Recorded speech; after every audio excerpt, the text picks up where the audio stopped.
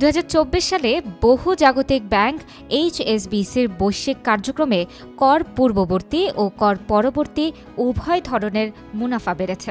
এই বছরে ব্যাংকটির কর পরবর্তী মুনাফা আগের বছরের চেয়ে 2 বিলিয়ন বা 200 কোটি মার্কিন ডলার বেড়ে হয়েছে 3,230 কোটি ডলার, আর কর পরবর্তী মুনাফা 40 কোটি ডলার বেড়ে দাঁড়িয়েছে 25 বিলিয়ন বা 2,500 কোটি ডলার, যা বাংলাদেশি মুদ্রায় প্রায় 3 লাখ কোটি টাকা।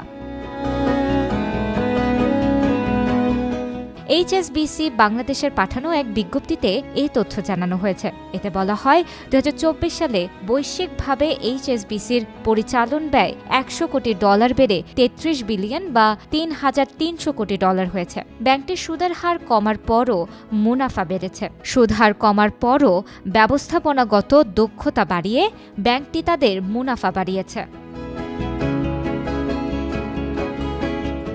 বিজ্ঞপ্তিতে বলা হয়, HSBC ব্যাংক চলতি বছর সহ আগামী বছর বড় অঙ্কের ব্যয় হ্রাসের পরিকল্পনা করেছে। চলতি বছর তাদের 30 কোটি ডলার ও আগামী বছর 1.5 বিলিয়ন বা 150 কোটি ডলার ব্যয় হ্রাসের পরিকল্পনা আছে।